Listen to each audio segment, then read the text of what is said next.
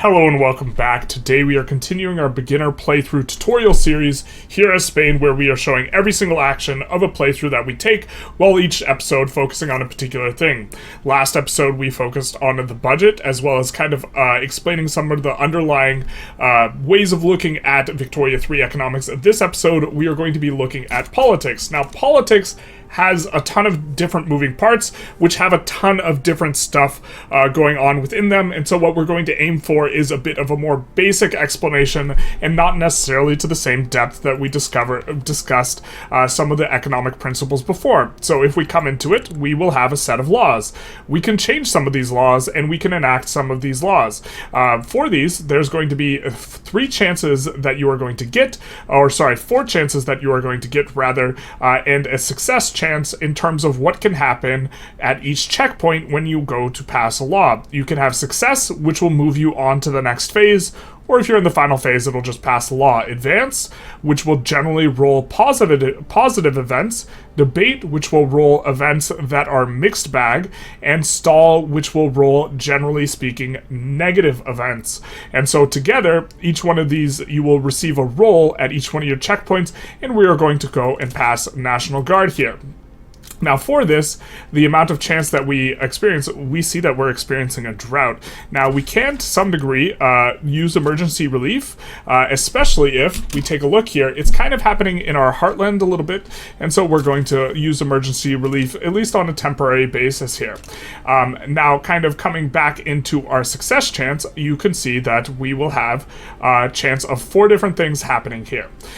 We have success, advanced, debate, and stall. This will be actually a very easy law to pass. Now, you might notice this 6% isn't quite what it looked like we might be experiencing when we looked at National Guard here. So the endorsement includes all the members of your interest groups, but when you go to enact a law, it will only use the interest groups that are in government. So your ability to slot them into government is a relevant thing. In here, in particular for us, the Intelligentsia is providing the clout by which we can pass the law. Now, when we come over here, it is important to note that it is going to be way easier to pass stuff that you have a lot of success chance in, obviously, but also in things that you don't have a lot of stall chance. So it would be extraordinarily difficult for us to pass freedom of conscience here, even though it has the same success chance as the law we are currently passing, because there is so much stall chance. And so this is going to be a bit of a thing, and you can see how stall chance is applied if you hover in the tooltip, and you will see that it will apply from your interest groups, and success chance also applies for your interest groups. Of particular note, interest groups will only apply to the degree that they will apply stall chance is influenced by how happy they are. So if they're extremely happy, they will not apply stall chance, and so getting an interest group happy with a law that they want passed before switching and going for a law that they don't want can be a useful way to decrease the stall chance for this. Now, you can see here we are having some from neutral. If they're happy, they won't care at all, and if they're angry, then they will really care and provide a lot of negative stall chance here. I think that we should be coming up on our first checkpoint here. Now, in terms of time, the amount of time it takes to advance on the checkpoint, we are going quite slowly. And that has to do with legitimacy here, which is going to be very important for a variety of things. But in here, we will see that we will have, in legitimacy, plus 50% enactment time. So this heavily increases the amount of time it takes for us to pass laws. It's also going to give minus opposition group interest group approval. So that's minus approval on all these guys, which in turn can affect how much stall chance we are receiving. We will also get increased radicals, these types of stuff. That's not as useful or not as important for the passing of laws. If you are under 25%, I think we will have our pass thing right, or we're about to hit it, so let's take a pause. If you are under 25%, you cannot pass a law unless you have a movement for that law.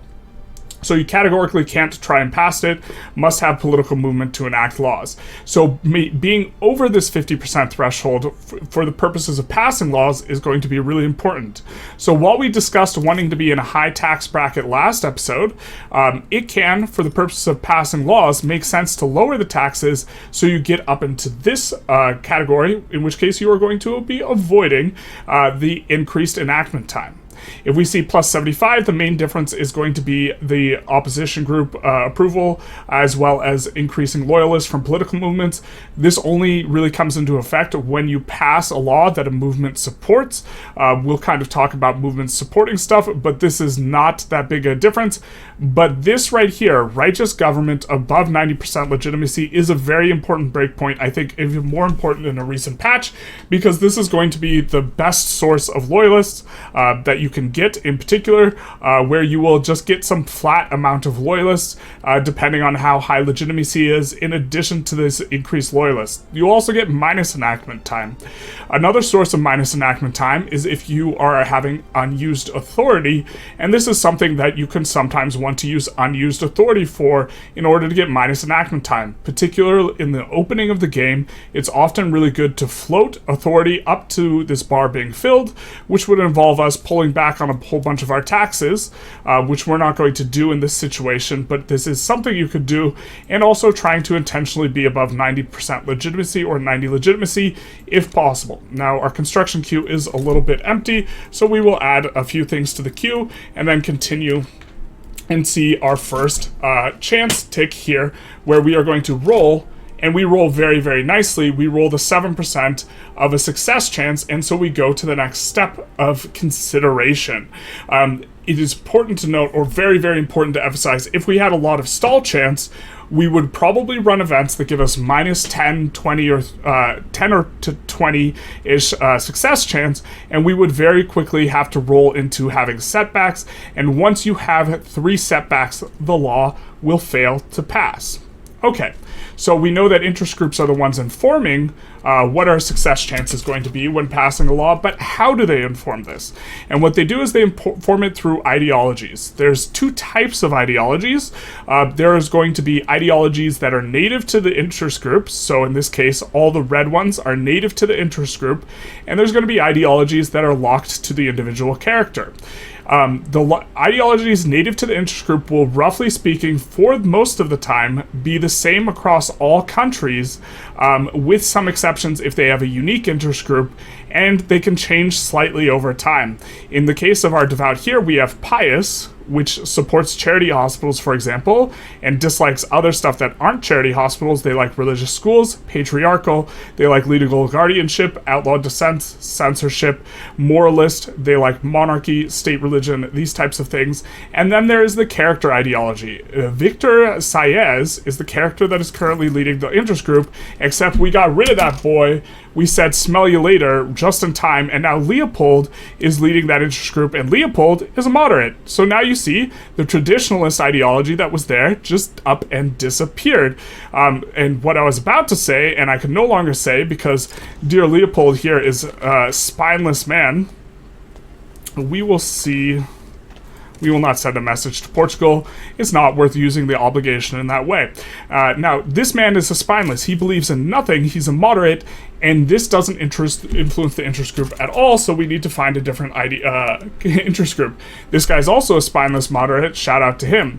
This armed forces guy, he's an authoritarian. He at least believes in something, and what will happen is the beliefs of the individual character, this guy being an authoritarian, will override any beliefs in particular for the interest group that is present. Now, we actually really would like a certain ideology on our landowners.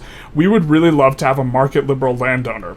And for this, kind of the most play pattern that's going to be extremely common across all runs, while it's not good for describing the system, is going to be using the market or the corn laws event to get a market liberal landowner.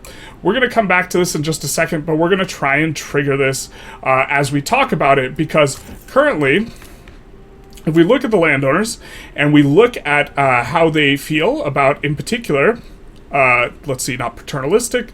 Is it paternalistic? We will take a look. We are looking for the one where they have a stance on their economic system. They, in particular, really like traditionalism and really, really hate, or I guess kind of hate, laissez-faire. So they will get mad when we try and pass laissez-faire, and they will get happy when we try and pass traditionalism. What we want is we will want someone who's happy about passing laissez-faire, so we will want to try and get a specific character that is going to support laissez-faire. So we are going to go about trying to trigger corn laws. Now, corn laws is very, very easy to trigger. On most situations, it will involve you having to have, beyond mercantilism, which we are, we have to be export prioritized grain on tariffs, which is easy enough for us to do, and then we will have to get grain prices up above 25%. Now, if I'm not mistaken, we might even be importing grain currently. Let's take a look at our trade routes. We see that we are importing grain, so we'll just stop doing that. And what we will do is we will stop importing grain from all of our sources, and we will start exporting grain, looking to increase the grain price here. This is just very ubiquitous across all runs, so I thought it'd be a little bit remiss if we didn't describe it here. And so then we'll check and see what our grain price is. We are pausing a little. We see that it is above 50%, so that satisfies the part of the corn laws here. And all that needs to be done is the landowners are already powerful, but they have to be a part of government. So we will reform the government, and we will put the landowners in. We want to make sure that our current law pass, the National Guard, we need to make sure, if we want the law to continue being passed and to not fizzle out, that at least one group in government supports it. We see that the petite bourgeoisie supports it, and so what we will do is we will slot in the landowners along with the petite bourgeoisie, which incidentally brings us above this 50 legitimacy breakpoint by quite a bit, so we can raise the taxes again, which is of course something we are generally kind of interested in. Now, we do maybe have to worry about the pace at which we are going on the budget, but this is something we can probably keep going at this pace. Whenever you're evaluating how much money you're making, you always want to do this number plus this number. In this case, we're losing 13K. Just a kind of eyeball, or to discuss briefly how we should approach that, is it's good to just slowly ramp down a little bit of construction at a time until you reach kind of a more comfortable sort of pacing here. But we will trigger the corn laws here. Now that we've done all that, we have all the requirements in place, and so we should get this triggered, and now we will have it in our journal entry. What the corn laws will eventually do is they will give us an agitator of the type that we in particular would like, which is a market liberal landowner. Coming to agitators, these guys are going to also help us to pass laws, but they are going to help us to pass laws by encouraging us to use a particular, or not encouraging us, they are going to encourage and agitate, in particular, movements. You can see we have 4 movements. None of them are particularly angry, a big part of why they aren't particularly angry, and they were 0%, they had 0% passivity. Actually, they're all just kind of 0% passivity. One of the reasons they're not upset is because we haven't passed any laws so far this game at all whatsoever, except for the peasant movement. They are relatively a lot less passive. And so what happens is, after your activism gets above 25%, however much support you have, in this case 21%, will be added to enactment of the laws that are supported by the movement. So if we wanted to try and pass homesteading, we would get an additional 21% to pass homesteading if the activism was above 16%. A huge driver of the activism is our agitator. So in this case, Juan Alvarez is driving this interest group, or sorry, not interest group, he's driving this, peasant movement to be much more powerful. We get an event from corn laws. A lot of these are just going to increase minimum wage. We're super okay with that. We're looking for the modern conservative event. Here we get an event, a common cost. This is an advance event, an enactment advance, which is going to be one of the ones that is going to be generally positive. We can see here, we could choose between Juan Alvarez getting some negative stuff, or this is the entire section, he gets some negative stuff. This guy, our traditionalists, gets some positive stuff for him, and we get some enactment chance, or we could choose to have a smaller amount of enactment chance, but maybe not empower an interest group we would otherwise not like. But 1% Spanish pops in Spain become more loyalists. Loyalists are a little hard to come by, and we are not very worried about this fizzling out because it has no stall chance. So we're just going to pick this option available here.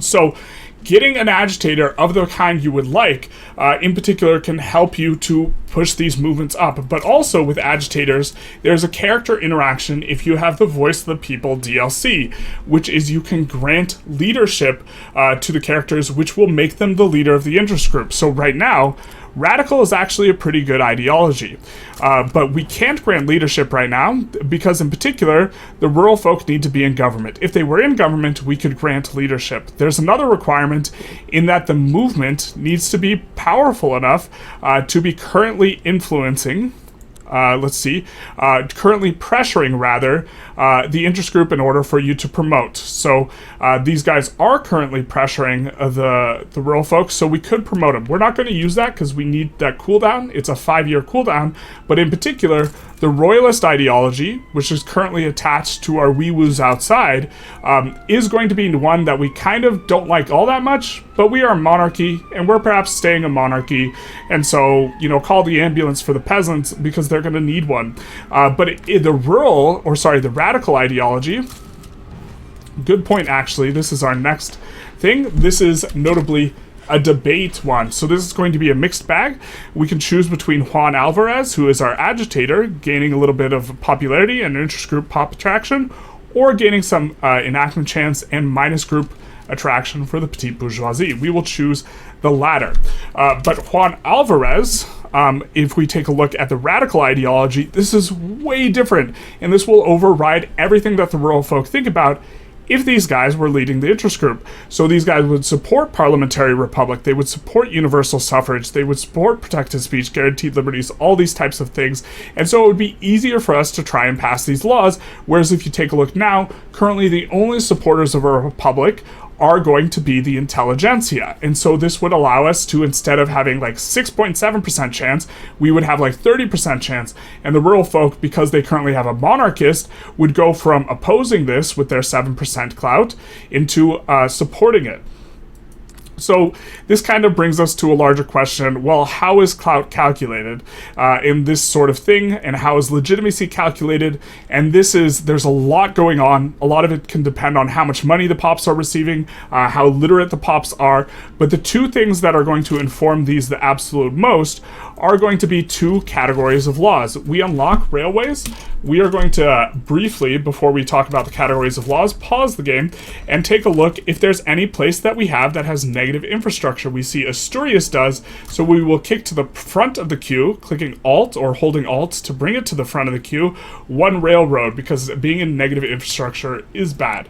But moving back to what we're talking about, the governance principles in particular is going to be a huge source of legitimacy, where generally speaking, it is harder to maintain legitimacy from being a monarchy, and it is going to be a lot easier to maintain legitimacy under a parliamentary republic, which is going to give legitimacy based on votes, or a council republic or corporate state. In particular, council republic and parliamentary republic are going to be the very best for they are going to be the very best when it comes to maintaining high legitimacy, because they are going to be the most flexible. We are going to take a look over here. Presidential republic and the other one will require that you have the president in power if you want to have a lot of legitimacy. We are going to research here, I think, egalitarianism. Notably, there are some laws that will, or tech that will change base ideology. So here in particular, we see corporatism. This will actually give the corporatism ideology to your devout, which is going to be a relatively useful ideology to have. The petite bourgeoisie, we get another tick here. We see this is a debate tick, right? So this means it's going to be one that can kind of go either way. We see we can give extra enactment chance and minus interest group political strength and plus approval. And we can also, we decayed into minor power. That's not too big an issue. It does mean that we will be paying more for taxes, but we'll resolve that in just a second. We see that the petite bourgeoisie is really happy with us, so why don't we give ourselves a little bit of approval for the rural folk? Now, we know why we have relatively low prestige, and that's because we are not paying these guys out very much. We will just tick that up, and we will return to being a major power here. The major power, of course, giving us some important things, but the one we really care about is loan interest rate, because we are paying loans. So that will help us out there. So, as we come down to it, why don't we increase the speed and try and get through these laws and also find our market liberal landowner? You can see that we are ticking down now, but all we have to really do is we have to just increase this every time it comes down. There we go. That's the event we're looking for kind of getting what we want. We see we get a modern conservative, which is the critical event for the Corn Laws, which is a new figure has risen to the rights of the landowners. Now, the landowners in particular are going to be the major impediment, if we take a look, to passing a particular law that we really like, which is going to be laissez-faire. Normally the industrialists support it. We have an idiot industrialist in charge who is protectionist. So if we take a look at this interest group real quick, we will see an example of overriding ideology. The protectionist is a fan of interventionism over laissez-faire. If we take a look at the base ideology of the industrialists, they will be plutocratic, and they will also be laissez-faire oriented, which, as you might suspect, strongly endorses laissez-faire. So the reason this interest group would not like to pass the Corn Laws, laissez-faire, is because they have an individual character ideology. So why don't we exile this dissident and get rid of him? This is one thing we can do. Ideally, we would want to prepare in such a way that our exile would be hitting a particular guy that we want, but that's a little bit beyond the scope of what we're doing. We will just hope to roll something good, and we actually roll a market liberal guy right immediately, and we will see that, hey, this is really good for us, because now, if we wanted to, we would have an easier time passing laissez-faire, because now we have 7% enactment chance. But back to the event, we are getting a modern conservative, a hero for our age, the modern conservative. We will say an inspiration for our age. You have to pick the first option here, and we will get a guy coming that supports the liberal movement here. So we can see he's a landowner, and he is a market liberal, but we cannot grant him leadership because his interest group is not pressured by the political movement of which this guy is an agitator. So what we're going to do is we are going to come back and we are going to find the liberal movement, and we see, hey, this group doesn't have a lot of support. And not only does it not have a lot of support, it also is relatively passive. We see it's only currently pressuring the interest group of the industrialists. So there's two ways we could approach trying to increase this, and we are going to try and do a couple of them. We're going to raise this temporarily to bring us up over 400 authority, with the idea that we're going to lower the government wages again. We just need the authority temporarily, and we are going to come into our movements, and we are going to both bolster the liberal movement, which is going to cost us 200 authority, which will cause it to gain power over time, and we are also going to find the movement that is pressuring we see 23% movement pressure here on the landowners. We are going to also find the one that is pressuring the landowners the most, and we see that it does appear to be the absolutist movement. Now, our bolster alone is probably good enough, but I just wanted to highlight that you can also try and find the interest groups that are going to be the movements that the interest groups are a part of, and instead try and suppress that, so this will get less support, and the liberal movement will get more support, and we see only slightly affected interest groups. The landowners aren't even on here, so getting the agitator up there is going to be a little bit difficult for us, unless we get things going, but the liberal movement just arrived, and so it will take us a little bit of time to get things going here. Also, very notable is ideologies are quite important, and to some extent, the movements that are pressuring the interest groups, if the interest groups are pressured, this will determine what can be. Here we get another event. This is an advance, so this is a positive event.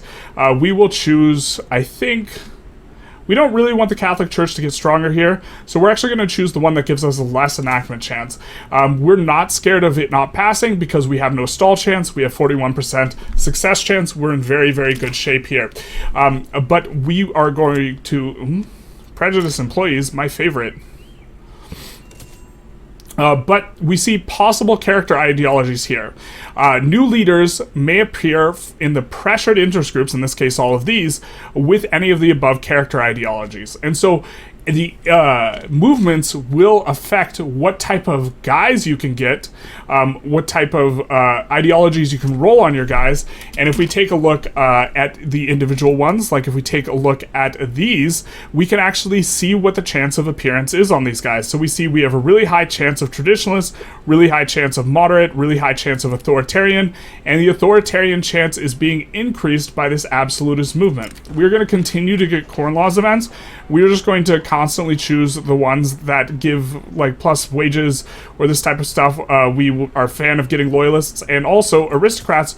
Normally we don't like those too much, but we're actually going to be using the aristocrats with the landowners in order to get stuff done. Actually, let's change something. Let's switch that to import prioritization and go back to importing a bunch of grain, because we don't need to keep that export prioritization on at all. Once we trigger the corn laws, they stay locked in until we get free trade. So continuing on here, we do see we are losing a little bit of money, and this is maybe a pace that we can't quite sustain. So we are going to also delete a little bit more construction than we did before, just slowly winding it down here. I think we over-deleted construction there, but that'll just smooth things out here. In particular, now we have some stall chance, and our stall chance is coming from our liberal movement, which is a little bit surprising, but our liberal movement is now agitating. They've gotten very pissed very, very quickly, and so they are going to now add enactment chance to all of these events, or all these things over here, including wealth voting, census, suffrage, two things we would like to pass, and they're going to give stall chance to, hey, National Guard, which we are trying to pass. Our railroad finishes, we're going to put this on import prioritization. We don't quite want to produce this ourselves yet, and we're just going to import it in. And so we will be able to pass these easier. These are going to be a little bit harder. We have a little bit of stall chance. It's not that big a deal. We're still going to probably get through this relatively easily. And in particular, we do want them to get a lot more relevancy because we want to, hey, very nice for us, this agitator's now supporting the liberal movement. Let's see if he's still supporting the peasant movement. He is not. And so this is going to be good for us because we generally kind of prefer a liberal movement to a peasant movement. These are, generally speaking, pretty good laws. And so let us see if we can get... they're not yet pressured is the going to be the landowners here, which is what we really, really care about, but we do get another success roll, and so now we are up to ascent. So on the next checkpoint, we are going to have a 51% chance of passing our thing. We get some new PMs, so let's not be lazy, and let's slot them in as we go. C, by the way, is one of the most important shortcuts. We can see confirm C, and so this is going to be one that will allow you to pass stuff for a little bit quicker. We will get a little bit of fertilizer here. We are using the fertilizer over there, but chances are we will need to produce fertilizer ourselves as well. So what we will do is we are going to come in here, and we are going to go into industry, resources, and we're going to see where we have our sulfur mines. We have the sulfur mines here in Western Andalusia, and so what we will do is we will create a sulfur plant there, because as an input for sulfur is going to be a very large, or as an input for fertilizer, is going to be a very large amount of sulfur here.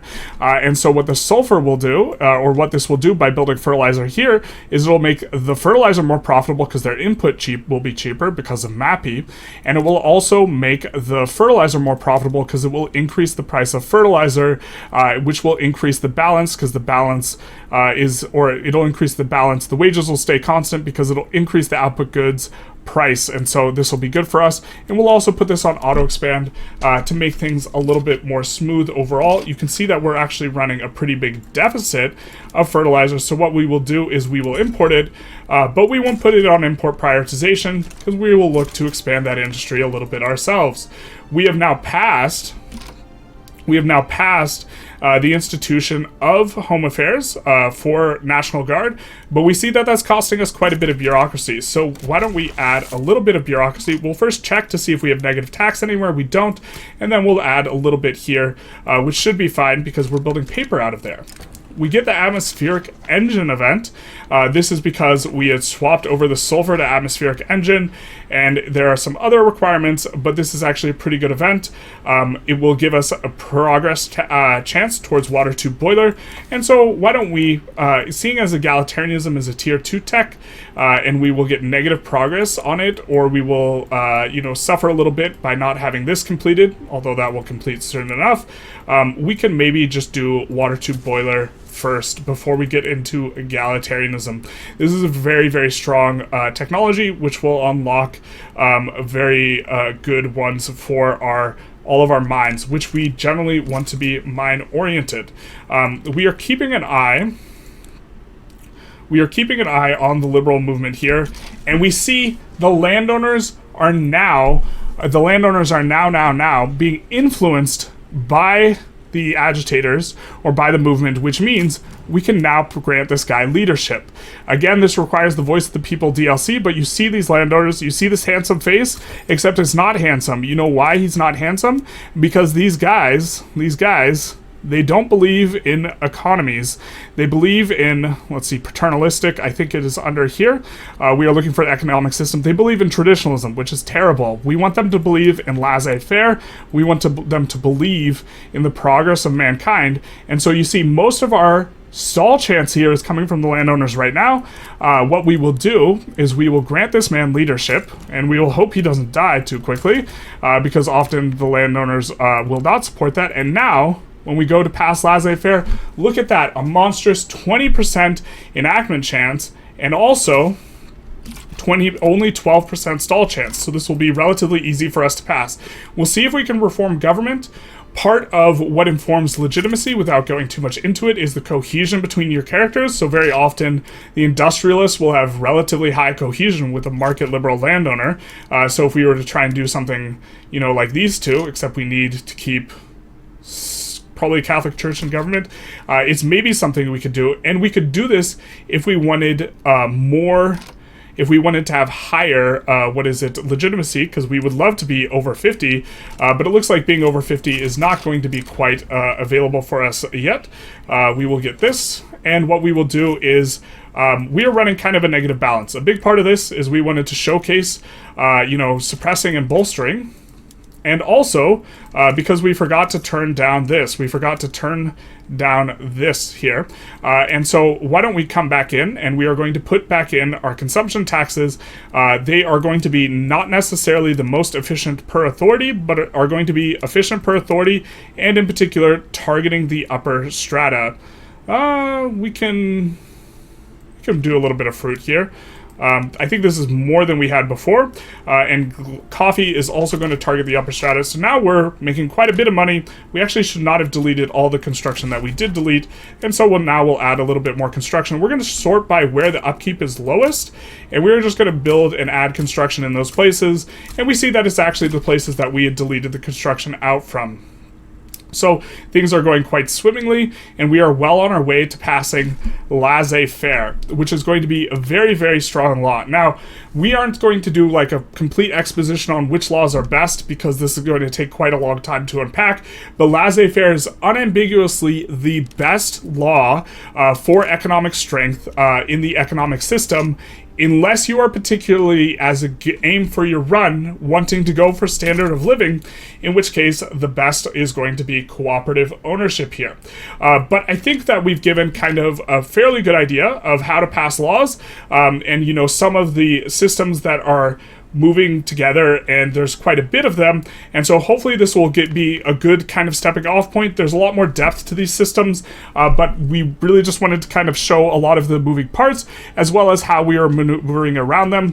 I hope that this was informative and interesting. If it was, please feel free to like, comment, subscribe, do the YouTube algorithm thing, and other than that, next episode we will either be focused on building tall, or we will be focused on warfare and diplomacy, let me know which one you prefer, and we can record and focus on that next episode. But other than that, you guys have a good one.